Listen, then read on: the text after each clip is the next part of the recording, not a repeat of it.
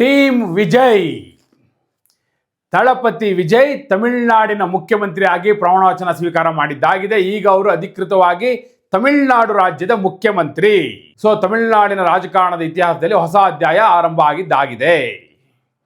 Team ವಿಜಯಲ್ಲಿ ಯಾರ್ಯಾರಿದ್ದಾರೆ? ಬಹುಶಃ ವಿಜಯ್ ತಮ್ಮ ತಂಡವನ್ನು ಆಯ್ಕೆ ಮಾಡಿಕೊಳ್ಳುವಾಗ ಎಷ್ಟು ಎಚ್ಚರಿಕೆ ವಹಿಸಬೇಕಾದಂಥ ಅನಿವಾರ್ಯತೆ ಇದೆ ಅಂದರೆ, ಒಂದು ಕಡೆ ಕಾಂಗ್ರೆಸ್ ಅವರು, CPI ಅವರು, CPM ಅವರು, VCK ಅವರು, ಅವರ ಒತ್ತಡಗಳು, ಅವರ ತಂಡದಿಂದ ಬಂದು ಇವರ ತಂಡವನ್ನು ಸೇರುವಂತಹ ಮೆಂಬರ್ಸ್ ಯಾರೆಲ್ಲ ಮಿನಿಸ್ಟರ್ ಆಗ್ತಾರೆ, ಆ ಎಲ್ಲ ಪ್ರಶ್ನೆಗಳ ನಡುವೆ ಇವತ್ತು ವಿಜಯ್ ಜೊತೆ 9 ಜನ ಪ್ರಮಾಣವಚನವನ್ನು ಸ್ವೀಕಾರ ಮಾಡುವರಿದ್ದಾರೆ. ಯಾರ್ಯಾರು ಆ 9 ಜನ? ನಾ ಎಲ್ಲರ ಹೆಸರನ್ನೂ ಹೇಳ್ತೀನಿ. ಅವರಿಗೆ ಯಾವ್ಯಾವ ಖಾತೆ ಸಿಗಬಹುದು ಆ ಖಾತೆಗಳ ವಿವರವನ್ನೂ ಹೇಳ್ತೀನಿ. ಯಾಕಂದರೆ ವಿಜಯ್ ಏಕಾಂಗಿಯಾಗಿ ಎಲ್ಲವನ್ನು ಮಾಡಲಿಕ್ಕೆ ಸಾಧ್ಯ ಇಲ್ಲ. ಆದರೆ ಒಂದು ಟೀಮ್, ಒಂದು ಸಾಮೂಹಿಕ ಜವಾಬ್ದಾರಿ ಅಂತ ಇರುತ್ತೆ ನೋಡಿ. ಸಚಿವ ಸಂಪುಟದ ಸಾಮೂಹಿಕ ಹೊಣೆಗಾರಿಕೆ ಅಂತ ಇರುತ್ತೆ. ಅಂಥದ್ದೊಂದು ಹೊಣೆಗಾರಿಕೆಯಲ್ಲಿ ಬಹಳ ಮುಖ್ಯವಾದ ಪಾತ್ರವನ್ನು ವಹಿಸುತ್ತೆ. ಯಾಕಂದರೆ ವಿಜಯ್ ಕೊಟ್ಟಿರುವಂಥ ಆಶ್ವಾಸನೆಗಳು, ಭರವಸೆಗಳು ಅಷ್ಟು ಅಗಾಧವಾಗಿವೆ. ಕಲ್ಯಾಣ ಕಾರ್ಯಕ್ರಮಗಳ ಜಾರಿ ಆಗಬೇಕಾಗಿದೆ. ಇವತ್ತು ಮೊದಲನೇ ಸಚಿವ ಸಂಪುಟ ಸಭೆಯನ್ನು ಅವರು ನಡೆಸುವವರಿದ್ದಾರೆ. ಅದಾದ ನಂತರ ಯಾವ್ಯಾವ ಕಾರ್ಯಕ್ರಮಗಳನ್ನ ಆದ್ಯತೆಯ ಮೇಲೆ ಅವರು ಅನುಷ್ಠಾನ ಮಾಡ್ಬೋದು. ಯಾಕಂದರೆ ಜನರ ಅತಿ ದೊಡ್ಡ ಕುತೂಹಲ ಇರೋದೇ ಅದು. ಅವರು ಏನೆಲ್ಲ ಭರವಸೆ ಕೊಟ್ಟಿದ್ದಾರೆ ಪ್ರಣಾಳಿಕೆಯಲ್ಲಿ, ಅವೆಲ್ಲವನ್ನು ಇಂಪ್ಲಿಮೆಂಟ್ ಮಾಡ್ಲಿಕ್ಕೆ ಸಾಧ್ಯವಾ? ಆದ್ಯತೆಯ ಮೇಲೆ ಯಾವ್ದ್ಯಾವುದನ್ನು ಮಾಡ್ತಾರೆ? ಮೊದಲ ಆದ್ಯತೆ ಯಾವುದಕ್ಕೆ? 13ನೇ ತಾರೀಕು ಫ್ಲೋರ್ ಟೆಸ್ಟ್ ಇದೆ. ಅವರು ಬಹುಮತವನ್ನು ಸಾಬೀತು ಮಾಡಬೇಕಾಗಿದೆ. ಸೊ ಬಹುಮತ ಸಾಬೀತಿನ ನಂತರ ಯಾವ್ಯಾವ ಕಲ್ಯಾಣ ಕಾರ್ಯಕ್ರಮಗಳು ಜಾರಿಗೆ ಬರುತ್ತೆ ಮತ್ತು 2 ಹಂತದಲ್ಲಿ ಸಚಿವ ಸಂಪುಟ ಪುನರ್ರಚನೆ ಆಗುವಂಥ ಸಾಧ್ಯತೆ ಇದೆ. ಮುಂದಿನ ಹಂತದಲ್ಲಿ VCK, ಕಾಂಗ್ರೆಸ್ ಹಾಗೂ ಮಿತ್ರ ಪಕ್ಷಗಳಿಗೆ ಅವರು ಸ್ಥಾನಮಾನವನ್ನು ಕೊಡುವರಿದ್ದಾರೆ. ಈಗ ಮುಸ್ಲಿಂ ಲೀಗ್ ಕೂಡ ಅವರಿಗೆ ಸಪೋರ್ಟ್ ಮಾಡಿದೆ. ಪಕ್ಷೇತರರು ಕೂಡ ಸಪೋರ್ಟ್ ಮಾಡ್ತಾ ಇದ್ದಾರೆ. ಅವರ ಟ್ಯಾಲಿ ಈಗ 120ರಿಂದ 121ಕ್ಕೆ ಬಂದು ನಿಂತಿದೆ. ಹೀಗಾಗಿ ಸಹಜವಾಗಿ ಯಾರ್ಯಾರಿಗೆ ಯಾವ್ಯಾವ ಸ್ಥಾನಮಾನ ಅನ್ನುವಂಥ ಕುತೂಹಲ ಇದೆ. ಇವತ್ತು ಮೊಟ್ಟ ಮೊದಲ ಬಾರಿಗೆ ಟೀಮ್ ವಿಜಯ್ನಲ್ಲಿ ಯಾರ್ಯಾರು ಇರ್ತಾರೆ, ಯಾವ್ಯಾವ ಖಾತೆಗಳು, ಕಲ್ಯಾಣ ಕಾರ್ಯಕ್ರಮಗಳ ಕತೆ ಏನು, ಆ ಎಲ್ಲ ವಿವರಗಳನ್ನ ಕೊಡೋ ಸಲುವಾಗಿ ನಾನು ಬಂದಿದ್ದೇನೆ. ಆತ್ಮೀಯರೇ, ವಾರ್ತೆ ವಿಶೇಷ ಕಾರ್ಯಕ್ರಮಕ್ಕೆ ಸ್ವಾಗತ. ನಾನು ವೀರೇಂದ್ರ ಉಪ್ಪುಂದ. ನೋಡಿ, ಟೀಮ್ ವಿಜಯ್ ಪ್ರಮಾಣವಚನ ಸ್ವೀಕಾರ ಮಾಡ್ತಾ ಇದ್ದ ಹಾಗೆ ಅವರ ಜೊತೆಗೆ 9 ಮಂದಿ, ನಾ ಹೆಸರು ಹೇಳ್ಬಿಡ್ತೀನಿ. ಮೊದಲು ಯಾರ್ಯಾರು ಅಂತ ಹೇಳ್ತೀನಿ, ಅವ್ರಿಗೆ ಯಾವ್ಯಾವ ಖಾತೆ ಅನ್ನೋದು ಕೂಡ ಹೇಳ್ತೀನಿ, ಮತ್ತು ಯಾವ್ಯಾವ ಕಾರಣಕ್ಕೆ ಅನ್ನೋದನ್ನು ಕೂಡ ಹೇಳ್ತೀನಿ. ನೋಡಿ, ನಂಬರ್ 1 KA ಸೆಂಗೋಟಿಯಾನ್. ಇವರು ಸೀನಿಯರ್ ಮೋಸ್ಟ್. ನನ್ನ ಪ್ರಕಾರ ಈಗ 13ನೇ ತಾರೀಕು ಫ್ಲೋರ್ ಟೆಸ್ಟ್ ಆಗುತ್ತಲ್ಲ, ಅವತ್ತು ಎಲ್ಲ ಶಾಸಕರಿಗೂ, ಪಕ್ಷಾತೀತವಾಗಿ ಎಲ್ಲ ಶಾಸಕರಿಗೂ ಕೂಡ ಪ್ರಮಾಣವಚನವನ್ನು ಬೋಧಿಸಬೇಕಾಗುತ್ತೆ. ಮೊದಲು ಸ್ಪೀಕರ್ ಬಂದು ಕೂರಬೇಕಾಗುತ್ತೆ. ಅವ್ರನ್ನ ಪ್ರೋಟೈಮ್ ಸ್ಪೀಕರ್ ಅಂತಾರೆ. ಪ್ರೋಟೈಮ್ ಸ್ಪೀಕರ್ ಅಂದರೆ ನೋಡಿ, ಅಂದರೆ ತಾತ್ಕಾಲಿಕವಾದಂಥ ವ್ಯವಸ್ಥೆ. ಫುಲ್ ಟೈಮ್ ಸ್ಪೀಕರ್ ಬರೋವರೆಗೂ ಶಾಸಕರಿಗೆ ಪ್ರಮಾಣವಚನ ಬೋಧಿಸುವಂಥದ್ದು, ಹಾಗೆ ಬಹುಮತ ಸಾಬೀತು ಮಾಡಬೇಕಲ್ಲ, ಫ್ಲೋರ್ ಟೆಸ್ಟ್ ಆಗಬೇಕಲ್ಲ, ಆ ಪ್ರಕ್ರಿಯೆಯನ್ನು ನಡೆಸೋದು, ಈ ಎಲ್ಲ ಜವಾಬ್ದಾರಿ ಅವರಿಗಿರುತ್ತೆ. ಯಾರು ಬರ್ತಾರೆ? ಯಾರು ಆ ಶಾಸನ ಸಭೆಯಲ್ಲಿ ಅತಿ ಹೆಚ್ಚು ಬಾರಿ ಗೆದ್ದು ಬಂದಿರುವಂಥ ಶಾಸಕರಿರ್ತಾರೋ, ಅಥವಾ ಯಾರು ಅತಿ ಹೆಚ್ಚು ವರ್ಷಗಳ ಕಾಲ ಸೇವೆ ಸಲ್ಲಿಸಿದಂಥ ಶಾಸಕರಿರ್ತಾರೋ ಅವ್ರಿಗೆ ಅವಕಾಶ ಸಿಗುತ್ತೆ. ಈಗ TVK ಪಕ್ಷದಲ್ಲಿ KA ಸೆಂಗೋಟಿಯನ್ ಅವರು 9ನೇ ಬಾರಿ ಗೆದ್ದಿದ್ದಾರೆ. ನೋಡಿ, ಹಿಂದೆ 8 ಬಾರಿ ಅವ್ರು ಗೆದ್ದಿದ್ದು AIADMK ಇಂದ. ಈ ಬಾರಿ ಅವರು TVKಗೆ ಸೇರಿ ಅಲ್ಲಿಂದ ಗೆದ್ದಿದ್ದಾರೆ. So senior most. ಹೀಗಾಗಿ ಅವರು ಪ್ರೋಟೈಮ್ ಸ್ಪೀಕರ್ ಆಗಿ ಆಕ್ಟ್ ಮಾಡ್ಬೋದು. ರಾಜ್ಯಪಾಲರು ಅವ್ರನ್ನ ನೇಮಿಸ್ತಾರೆ. ಅದಾದ ನಂತರ ಮುಂದಿನ ಹಂತದಲ್ಲಿ ಫುಲ್ ಟೈಮ್ ಸ್ಪೀಕರ್ ಬಂದ ಮೇಲೆ ಅವರು ಸಚಿವರಾಗುವಂಥ ಸಾಧ್ಯತೆ ಇದೆ. ಅವರಿಗೆ ಬಹುತೇಕ ಸ್ವಲ್ಪ ಅನುಭವಿ ಆಗಿರೋದ್ರಿಂದ PWD ಖಾತೆ, ಲೋಕೋಪಯೋಗಿ ಖಾತೆಯನ್ನು ಅವರಿಗೆ ಕೊಡ್ಬೋದು ಅನ್ನುವಂಥ ಸಾಧ್ಯತೆಗಳಿದೆ ಅನ್ನುವಂಥದ್ದು.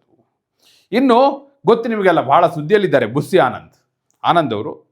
ಅವರಿಗೆ ಮುನ್ಸಿಪಲ್ ಅಡ್ಮಿನಿಸ್ಟ್ರೇಷನ್ ಹಾಗೂ ವಾಟರ್ ಸಪ್ಲೈ ಖಾತೆಯನ್ನು ಕೊಡುವಂಥ ಸಾಧ್ಯತೆ ಇದೆ. ಇನ್ನು 3ನೇ ಅವರು ರಾಜ್ಮೋಹನ್. ಅವರು ಕೂಡ ಸೀನಿಯರ್ ಇದ್ದಾರೆ. ಅವರಿಗೆ ಆದಿ ದ್ರಾವಿಡನ್ ವೆಲ್ಫೇರ್, ಅಂದರೆ ಆದಿ ದ್ರಾವಿಡರ ಕಲ್ಯಾಣ ಖಾತೆಯನ್ನು ಕೊಡುವಂಥ ಸಾಧ್ಯತೆಗಳು ನಿಚ್ಚಳವಾಗಿದೆ ಅನ್ನುವಂಥ ಮಾಹಿತಿ ಬರ್ತಾ ಇದೆ. ಇದು ವಿಜಯ್ ಅವ್ರ ಜೊತೆ 3ನೇ ಸಚಿವರು. ಇನ್ನು ನಿರ್ಮಲ್ ಕುಮಾರ್ ಅವರು BJPಯಿಂದ TVKಗೆ ಬಂದವರು. ಅವರಿಗೆ ವಿದ್ಯುತ್ ಶಕ್ತಿ ಹಾಗೂ IT ಇಲಾಖೆ, ಇನ್ಫಾರ್ಮೇಷನ್ ಟೆಕ್ನಾಲಜಿ, ಆ ಖಾತೆಯನ್ನು ಕೊಡುವಂಥ ಸಾಧ್ಯತೆಗಳು ನಿಚ್ಚಳವಾಗಿದೆ. ಅದರ ಜೊತೆಗೆ ಆದವ್ ಅರ್ಜುನ, ಅವರಿಗೆ ಸ್ಪೋರ್ಟ್ಸ್ ಆ್ಯಂಡ್ ಪ್ರೊಹಿಬಿಷನ್ ಎನ್ಫೋರ್ಸ್ಮೆಂಟ್, ಆ ಖಾತೆಯನ್ನು ಕೊಡುವಂಥ ಸಾಧ್ಯತೆಗಳಿವೆ. ಹಾಗೂ ಅರುಣ್ ರಾಜ್, ನೋಡಿ ಇವರು ಕೂಡ ಬಹಳ ಚರ್ಚೆಯಲ್ಲಿರುವಂಥ ಹೆಸರು. ಅವರಿಗೆ ರಿಜಿಸ್ಟ್ರೇಷನ್ ಆ್ಯಂಡ್ ಕಮರ್ಷಿಯಲ್ ಟ್ಯಾಕ್ಸಸ್, ಯಾಕಂದರೆ ಅವ್ರು ನೋಡಿ retired IRS officer Arun Raj ಅವರು. ಅದೇ ಕಾರಣಕ್ಕಾಗಿ ಬಹಳ ಚರ್ಚೆಯಲ್ಲಿರುವಂಥ ಹೆಸರು, ಅನುಭವಿ ಇದ್ದಾರೆ, ಬ್ಯೂರೋಕ್ರಸಿಯಲ್ಲಿ ಇದ್ದಂಥವ್ರು, ಬ್ಯೂರೋಕ್ರಸಿ ಹೇಗೆ ವರ್ಕ್ ಆಗುತ್ತೆ ಅನ್ನೋದು ಅವ್ರಿಗೆ ಗೊತ್ತಿದೆ. ಹೀಗಾಗಿ ಅವರಿಗೆ ಬಹುತೇಕ ರಿಜಿಸ್ಟ್ರೇಷನ್ ಆ್ಯಂಡ್ ಕಮರ್ಷಿಯಲ್ ಟ್ಯಾಕ್ಸಸ್ ಕೊಡ್ಬೋದು ಅನ್ನುವಂಥ ಮಾಹಿತಿ ಇದೆ. ನೋಡಿ, ಫೈನಾನ್ಸ್ ಇಲಾಖೆಯ ಬಗ್ಗೆಯೂ ಕೂಡ ಇವರ ಹೆಸರು ಚರ್ಚೆಗೆ ಬಂದಿತ್ತು. ಆದರೆ ಬಹುತೇಕ ಮುಖ್ಯಮಂತ್ರಿ ಆಗಿರುವಂಥ ಫೈನಾನ್ಸ್ ವಿಜಯ್ ಅವರು ಇಟ್ಕೊಂಡಿದ್ದೇ ಆದರೆ ಅರುಣ್ ರಾಜ್ ಅವರಿಗೆ ಅದು ಸಿಗಲ್ಲ. ಇಲ್ಲಾಂದರೆ ಅರುಣ್ ರಾಜ್ ಅವರಿಗೆ ಫೈನಾನ್ಸ್ ಖಾತೆ ಕೂಡ ಸಿಗಬಹುದು ಅನ್ನುವಂಥ ಚರ್ಚೆಗಳು ಕೂಡ ಇದೆ ಅನ್ನುವಂಥದ್ದು. ಹಾಗೆ ವೆಂಕಟರಮಣನ್ ಅವರಿಗೆ ಸ್ಕೂಲ್ ಎಜುಕೇಷನ್ ಅಥವಾ ರೆವಿನ್ಯೂ, ಬಹಳ ದೊಡ್ಡ ಡಿಪಾರ್ಟ್ಮೆಂಟ್ ರೆವಿನ್ಯೂ ಡಿಪಾರ್ಟ್ಮೆಂಟ್, ಅದನ್ನು ಕೊಡ್ಬೋದು ಅವರ ಅನುಭವದ ಹಿನ್ನೆಲೆಯಲ್ಲಿ ಅನ್ನುವಂಥ ಮಾಹಿತಿ ಇದೆ. ಅದರ ಜೊತೆಗೆ ಡಾಕ್ಟರ್ TK ಪ್ರಭು ಅವರಿಗೆ ಹೈಯರ್ ಎಜುಕೇಷನ್ ಕೊಡ್ಬೋದು ಅನ್ನುವಂಥ ಸಾಧ್ಯತೆಗಳು ಕೇಳಿ ಬರ್ತಾ ಇದೆ. ಇನ್ನು 9ನೇ ಹೆಸರು ನೋಡಿ, ಇಷ್ಟು ಜನರ ಪೈಕಿ ಒಬ್ಬರು ಮಹಿಳೆಯ ಹೆಸರಿರಲಿಲ್ಲ. ಸೊ ಹೀಗಾಗಿ ಒಬ್ಬರು ಮಹಿಳೆಯರಿಗೆ ಆದ್ಯತೆಯನ್ನು ಕೊಡಬೇಕು, ಮಹಿಳೆಯರೊಬ್ಬರು ಸಚಿವರಾಗಿರಬೇಕು, ಆ ಮೂಲಕ ಸ್ತ್ರೀಯರಿಗೆಲ್ಲ ಒಂದು ಸಂದೇಶವನ್ನು ಕೊಡಬೇಕು. ಯಾಕಂದರೆ ಅವರ ಪ್ರಣಾಳಿಕೆಯಲ್ಲೂ ಕೂಡ ಸ್ತ್ರೀಯರಿಗೆ ಬಹಳ ಒತ್ತು ಕೊಟ್ಟಿದ್ರು. ನಾನು ಅದಕ್ಕೆ ಬರ್ತೀನಿ. ಅವರು ಯಾವ್ಯಾವ ಕಲ್ಯಾಣ ಕಾರ್ಯಕ್ರಮಗಳನ್ನ ಆದ್ಯತೆಯ ಮೇರೆಗೆ ಮೊದಲ ಪ್ರಯಾರಿಟಿಯಾಗಿ ಇಂಪ್ಲಿಮೆಂಟ್ ಮಾಡ್ತಾ ಇದ್ದಾರೆ ಅದನ್ನು ಹೇಳ್ತೀನಿ. ಆದರೆ ಮಹಿಳೆಯರ ಕೋಟಾದಲ್ಲಿ ಕೀರ್ತನ ಯಂಗ್ MLA ಅವರಿಗೆ ಮಹಿಳಾ ಮತ್ತು ಮಕ್ಕಳ ಕಲ್ಯಾಣ ಇಲಾಖೆಯನ್ನು ಕೊಡುವಂಥ ಸಾಧ್ಯತೆಗಳು ನಿಚ್ಚಳವಾಗಿದೆ. ಮಹಿಳಾ ಖಾತೆಯನ್ನು ಅವರಿಗೆ ಕೊಡ್ತಾರೆ. ಆ ಮೂಲಕ ಮಹಿಳೆಯರಿಗೆ ಒಂದು ಆದ್ಯತೆಯನ್ನು ಕೊಟ್ಟಿರುವಂಥ ಸಂದೇಶವನ್ನು ಕೊಡಲಿಕ್ಕೆ ವಿಜಯ್ ರೆಡಿಯಾಗಿದ್ದಾರೆ ಅನ್ನುವಂಥದ್ದು. ಇನ್ನು ನೋಡಿ, ಕಾಂಗ್ರೆಸ್ ಪಕ್ಷದಿಂದ ಮುಂದಿನ ಹಂತದಲ್ಲಿ ರಾಜೇಶ್ ಕುಮಾರ್, P ವಿಶ್ವನಾಥನ್ ಇವರು ಸಚಿವರಾಗಿ ಬರ್ಬೋದು ಅನ್ನುವಂಥದ್ದಿದೆ. ಇನ್ನು ನಿಮಗೆ ಗೊತ್ತಿದೆ, ಮಿತ್ರ ಪಕ್ಷಗಳೆಲ್ಲರೂ ಕೂಡ 2ನೇ ಹಂತದಲ್ಲಿ, ಇಲ್ಲಿಯವರೆಗೂ Vijay deputy chief minister post ಬಗ್ಗೆ ಏನೂ ಹೇಳಿಲ್ಲ. ಫ್ಲೋರ್ ಟೆಸ್ಟ್ ಆದಮೇಲೆ ಅದ್ರ ಬಗ್ಗೆ ಒಂದು ಸ್ಪಷ್ಟ ಚಿತ್ರಣ ಸಿಗುತ್ತೆ ಅನ್ನುವಂಥದ್ದು. ಇನ್ನು ಮೊದಲನೇ ಸಚಿವ ಸಂಪುಟ ಸಭೆ ಇವತ್ತು ನಡೆದಿದೆ. ನೋಡಿ, ವಿಜಯ್ ಅವರು ಆದ್ಯತೆಯ ಮೇರೆಗೆ 10 ಕಲ್ಯಾಣ ಕಾರ್ಯಕ್ರಮಗಳನ್ನ ಇಂಪ್ಲಿಮೆಂಟ್ ಮಾಡಬೇಕಾದಂಥ ಅನಿವಾರ್ಯತೆ ಇದೆ. ಯಾವ್ದು? ನಂಬರ್ 1, ಮಹಿಳೆಯರಿಗೆ ಮಾಸಿಕ 2,500 ರೂಪಾಯಿ ಭತ್ಯೆ. ಈಗ ಕರ್ನಾಟಕದಲ್ಲಿ ಗೃಹಲಕ್ಷ್ಮಿ ಇದೆಯಲ್ಲ, ಅದೇ ಮಾದರಿಯಲ್ಲಿ ತಮಿಳುನಾಡಲ್ಲಿ ಪ್ರತಿ ತಿಂಗಳು 2,500 ರೂಪಾಯಿ ಕೊಡುವಂಥದ್ದು. ಎರಡನೇದು, ಸ್ತ್ರೀ ಶಕ್ತಿ ಗುಂಪುಗಳಿಗೆ 5 ಲಕ್ಷ ರೂಪಾಯಿಯವರೆಗೆ ಬಡ್ಡಿ ರಹಿತ ಸಾಲ ಕೊಡುವಂಥದ್ದು. ರೈತರಿಗೆ ನೀರಾವರಿಗಾಗಿ ಪಂಪ್ಸೆಟ್ಗೆ ಉಚಿತ ವಿದ್ಯುತ್ ಕೊಡುವಂಥದ್ದು. ಹಾಗೆ ಪ್ರತಿ ಮನೆಗೆ 200 ಯೂನಿಟ್ ಉಚಿತ ವಿದ್ಯುತ್ ಕೊಡುವಂಥದ್ದು. ಪದವೀಧರರಿಗೆ ಮಾಸಿಕ 4,000 ರೂಪಾಯಿ ನಿರುದ್ಯೋಗ ಭತ್ಯೆ ಹಾಗೂ ಡಿಪ್ಲೊಮಾ ಯಾರು ಮಾಡಿದ್ದಾರೆ ಅವರಿಗೆ ಪ್ರತಿ ತಿಂಗಳು 2,500 ರೂಪಾಯಿ ಭತ್ಯೆ ಕೊಡ್ತೀನಿ ಅಂತ ಹೇಳಿದ್ದು.